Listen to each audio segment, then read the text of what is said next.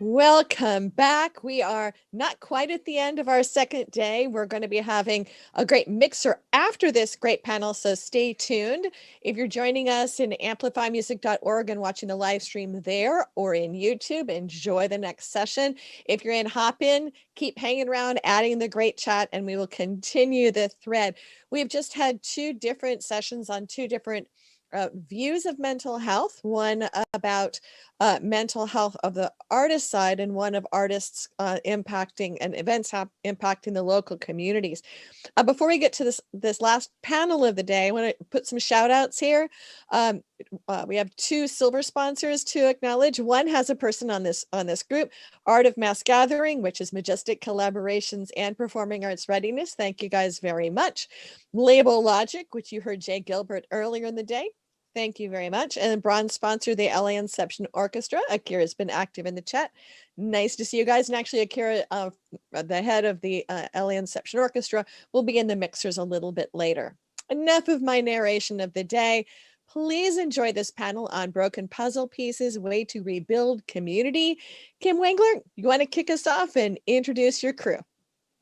Sure. Thank you, Gigi. And good morning, good afternoon, and or good evening to everyone who is joining us here. This has been a great conference. I've learned so much from all of the different panels, and then I find myself here with these great folks with super interesting backgrounds. And so I hope you enjoy the next moments as we get a chance to chat. I've asked these folks to let me give a quick introduction of each of them, and then we'll get them talking. So to start us off, Merlijn Poolman started his career organizing metal shows and tours. He has been a cultural ambassador to China, including organizing the Yin Yang Music Festival there that took place at the Great Wall. He currently serves as a night mayor. Now, not nightmare, but night mayor in the town of Groningen, Holland, where his role is to form a link between the government, the club venue owners, and the party people. And that's his words. Merlijn enjoys straddling the balance between the formal policymakers and the raw underground music culture, a rare person indeed who can bridge that gap. His favorite quote is, "A good idea is formed with a beer at night and worked out with a coffee during the day." So Merlijn, welcome here. Hi there. Yeah, glad to be here. It's already 10:30 here, so if you don't mind, I have a drink with me. But thanks so much for the summary. So yeah, you asked me to give a description in 1 minute how I got into my work, right? We'll do that after I introduce everybody. We'll bring you back. Okay, yeah. Cool. Thanks so much for the invitation. Happy to be here. So Nurit Smith is a social sector executive and creative strategist dedicated to improving and advancing organizations that positively impact the world around us. She's been involved in many arts and entertainment nonprofits, exploring the intersection of education, performance, philanthropy, and advocacy. She currently serves as executive director of the Music Forward Foundation, an organization that provides underserved youth access to music business education and professional opportunities to help build a more inclusive music industry. Such important work, Nurit. Thank you for being involved in that. And we're glad to have you with us. Jim Peters is the founder and president of the Responsible Hospitality Institute, or RHI, and oversees the development of programs, publications, and events for that organization. As a consultant for dozens of cities and speakers at conferences worldwide, Jim offers comprehensive insights on trends and effective strategies on managing hospitality zones and nighttime economies. His early background includes management of a music venue in New York City at the height of the disco era. We thank you for that important work too, Jim. How would we ever have gotten through without disco? Then we have Matthew Kowal joining us. I can tell from reading his bio that he is an entrepreneur and self-starter. He has co-founded the Headwaters Protectors Mutual Aid Group and the Arts and Events Community Resilience Corps. He has organized, get this, over 100 music festivals. I don't know where you have the energy for that or even the years to have done it, Matthew. And is currently, important to say that those music festivals raised over $5 million for community organizations. Matthew is currently co-founder and president of Majestic Collaborations, an organization that helps others develop emergency action, business continuity, and disaster response plans. So Matthew, you had this whole pandemic all planned out, right?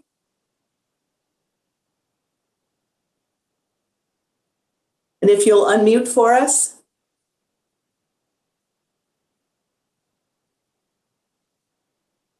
Matthew, I get to say it, you're muted. Sorry about that. Too many screens open. Yeah, we just planned on this. It's like Churchill said, never waste a good disaster. So we're just like a roofing company that caused the hailstorm. Yeah. Okay, well, we will certainly get into that. Now I want to switch it over and we'll go in that same order and ask these folks, because I know there are some students listening in today. Would you, in 1 minute or less, or maybe just a little more, tell us your educational background and how you got interested in a career in and around the music industry? Merlijn? Yes. I always wanted to study history, but then I found out, no, it's better to do a music study without any job guarantee. So I went to the Academy for Popular Music. And in the second year, I learned about that you could, in the Netherlands, it's quite nice, that you can get some funding to tour abroad. So I set up a tour for my metal band in South America and started a foundation for music export. And from then on, helped out other artists to tour the world, from singer-songwriters to techno DJs. And then to finish this study, we started a nightclub, with €3,500 from all my study savings. So it was a crazy adventure. I was 23 with two other guys. And of course, at a certain moment, after in 2017, it was over and I was nearly bankrupt. But then in the meantime, I founded a company to make Chinese social media profiles for Western artists. So that pays the bills now. And in the meantime, in 2018, I became the night mayor because I was always interested into the one side of the policy making, like the formal talks and seeing how the daytime life goes, and standing for the values of the night, as the night is inspiration for the day and bringing these worlds together. So before COVID, I was traveling the world to talk about the free curfew times, because in Groningen, we don't have a curfew since the 80s already. And therefore, it's always safe in the street because there's always people, there's room for music, and there's more beer being sold. And out of that, Eurosonic Noorderslag Showcase Festival, that's a bit like South by Southwest, came out of that. So the evangelism of free curfew times is something I'm always spreading. And and we now have a Cosimo Foundation, which is part of this topic, I guess, where we try to link cultural projects and the business world and making sure that cultural projects can happen. So that's in a nutshell my little story. Very good. Very interesting. Nurit? Well, Merlijn, I didn't go the music route, but I did get a degree in dance. So it's just got great options out there in jobs, both dance and theater degrees from UC Berkeley. I thought that was enough credit to put me in a band for a few years. But I think anybody who's pulled by the creative sector will find different ways to enter it. I think so many, and I see so many people inside of the music industry who multi-hyphenated, right? I do this and I do this and I do this. And so I've booked artists, I presented artists, I was, I was a musician for a handful of years, running around clubs. But, I have to say that it is the connection with the community. It is the connection with fellow artists, and it is the impact of the work that indescribable thing that pulls us into art and sparks our imagination and our humanity that pulled me into this world, and running music forward is just, I think, the great amalgamation of that intersection of the work that I love to do, that I am passionate about, with arts and education and philanthropy. So that's how I'm here today. Yeah. And Jim, how did you get from disco to where you are now?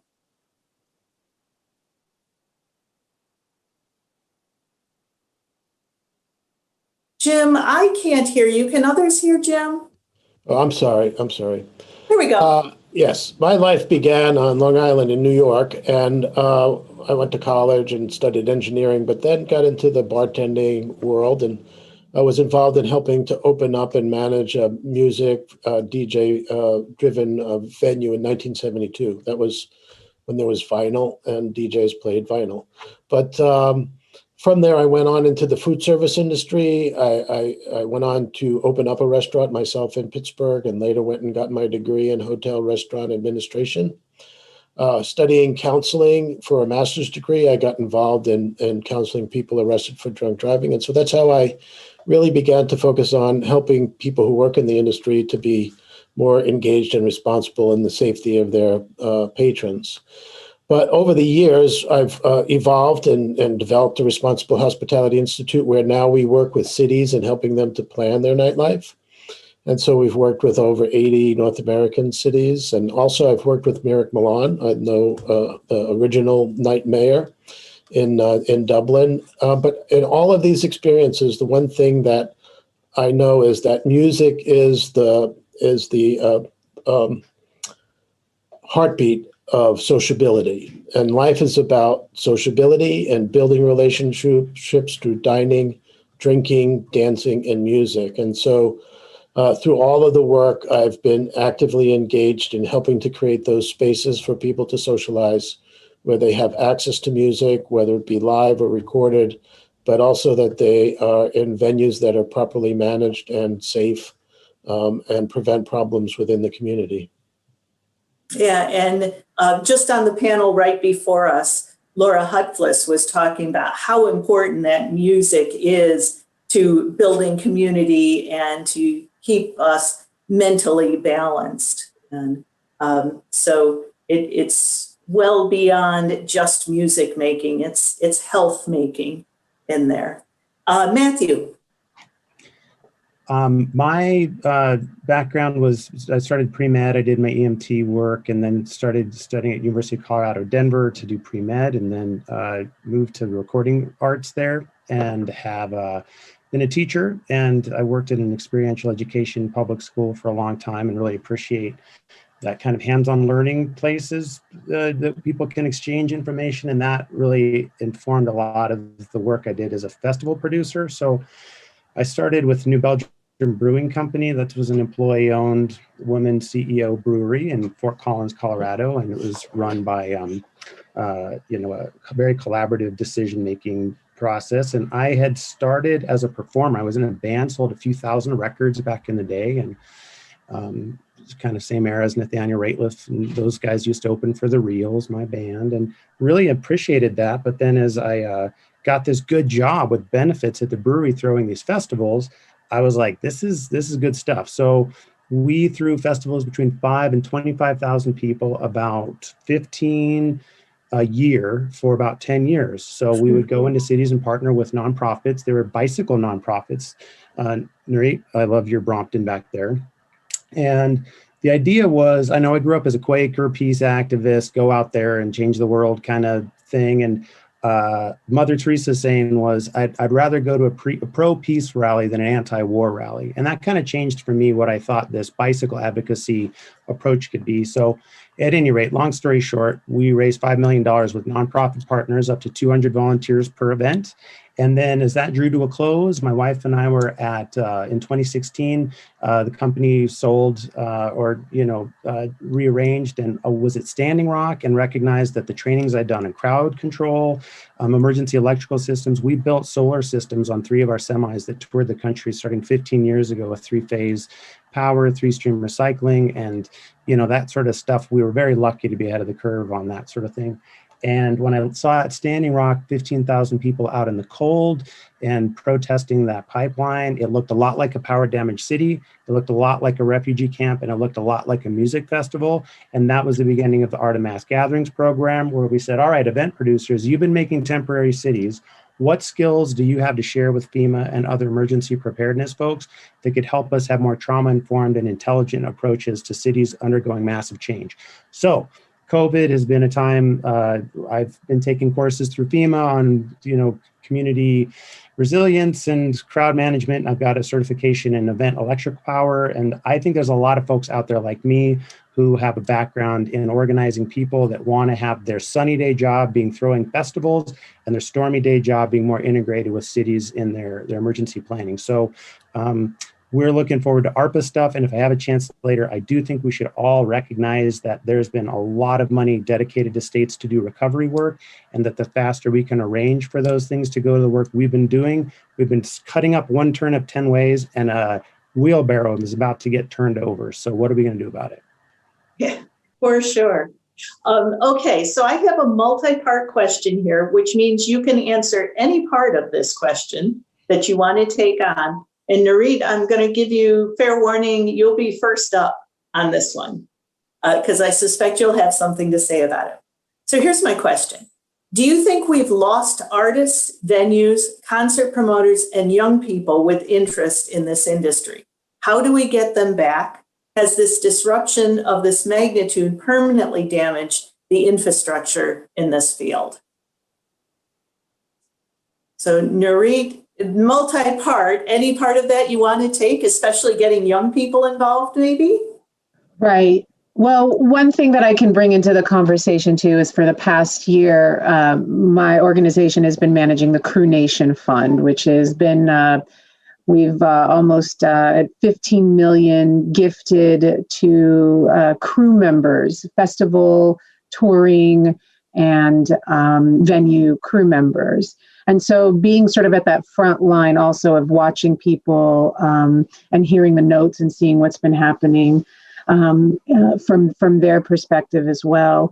We know we've lost a lot of really talented people who went out to find other full-time jobs. We know that for sure. And I think that we've all heard the word grief inside of the music industry this past year on a number of different levels. But I think we've also seen opportunity, whether it is even with what you were saying, Matthew, in terms of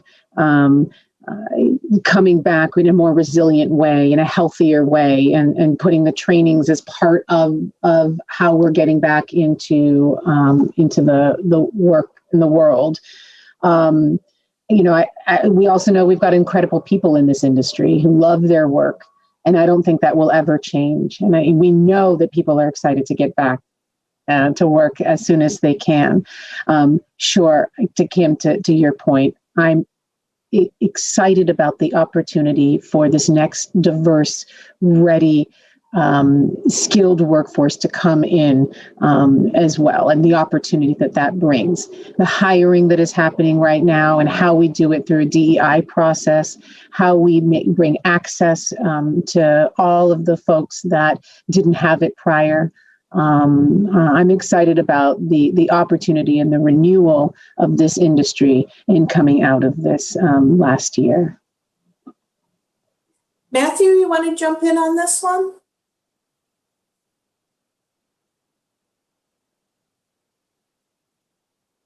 Oh, Matthew, you're muted. Sorry about that. Nurit, I think that really sums it up. There's a lot of potential there, and what we've all learned through this grief, I think, is that there's a lot of resilience that is yet to be built there. The economic upcoming crisis there, after we're off the methadone of this money that's getting infused there's going to be some DTs, and the model that Music Cities programs have used in the past about let's get more artists to learn how to do their licensing and things like that to earn a middle-class income. I think America is coming out with a naked lunch about fame worship that landed us with the president that we had, and that we need to kind of start understanding the much more everyday use of the arts in everybody's life. And that is something I think we're seeing of a democratization of the arts for everyone all the time. And I really could not agree more with Nurit that these folks that are putting together events and throwing cord and figuring out how to do fence lines and safety plans, these are exactly the kind of people we want. If we were after a wildfire seeing thousands of people gather, that sort of work is what we're really excited to help do a WPA level project that says, all right, let's do retraining, redeployment. Let's take experts like Event Safety Alliance folks, Steve Edelman and that whole crew, wonderful folks. I think that's just exciting as heck to me, is to not just get back to selling tickets to make people famous. That's great. And what else are the arts good for? Absolutely. Merlijn and Jim, I'm going to send a slightly different question your way. What about our audiences? Do you see that our audiences, do you think if we build it, they will come? Or is it going to take more than that to get people back into the venues? We'll start with Merlijn. No, I definitely think they might even be more appreciating it more than before. Especially, for instance, in the Netherlands, we're quite spoiled. And when I had my club before 1 a.m., there wouldn't be that many people in the city in general. But I know for now, when we can have events again, at 11 sharp when we open, it will be full. So in a way, people now will recognize what they took for granted for so long, I hope. But I also really think that. And yeah, also looking on the question before, I think we also, in a way, lost a lot of wannabes, which is fine, because there was a lot of DJs, for instance, that could count to 4, but didn't have so much to bring. And the real artists still stay in the game and are still producing music. So how sad it is, because I see so many tragic stories around me, but the real musicians and the people with the passion, they keep on going because it's their mission. In a way. That's how I see it. Yeah. And Jim, how about the folks that you're working near and around? Do you see that audiences are going to immediately rush back into the venues when the day that the CDC says we're open? Or are we going to have to work at that? I think there's a lot of work in preparation. When you're looking at a large venue, I'm less festival oriented and more venue oriented. So when you look at larger venues, there could be staff upwards of 30, 40, 50, 60 people. If they have food service, even more. So you've got security, bartenders, you've got service staff, you've got maintenance staff. There's a whole mix of people. And in a good managed venue, they become like a family. And there's a good communication among all of them. And that's what establishes trust among the patrons, that when they come in, they see that there's an organized system and the staff seem all in sync with each other to create the best environment. So when people walk into a venue, if that staff isn't properly trained and developed and all the safety and security procedures that are going to be necessary to overcome hesitancy of people to interact in large capacity venues, then people will be less likely to want to come back into those venues. So I think it's a two-stage process. One is you got to really work to rebuild the family. Like somebody said before, some of these people have gone off and found other jobs. And so you might be bringing in new people and you have to get them oriented in security and alcohol service and food safety and sexual harassment prevention and all those things that are necessary and have it work as a smooth system before the venue can be welcoming and make people feel like this is a safe place to be. Yeah. And it's going to be interesting when different states, different cities of different states, different countries are all opening up at different times. And it'll be interesting to see how that affects people. Yeah, just one final point on that, if I can. In talking with venue operators, in terms of just bringing back live music and bringing back touring groups, most of them don't see that happening until 2022. Because if you have different cities in different states that have different policies and regulations, creating a touring schedule for most live music performers it may inhibit them from setting those tours up until it's a more level playing field among all the cities and states. Absolutely. Yeah, just crazy. Okay, I got the 5-minute warning, so I'm going to skip to the last question, which is probably the hardest. It's crystal ball time here, which of course nobody wants to do, but we all want you to do that because we want to know where we're going. So 1 year from now, or maybe especially after Jim's last comment, maybe 2 or 3 or 10 years from now, will things be back to the way they were in the good old days? Do you think collectively that we will have a short memory, or will the live event space be forever changed?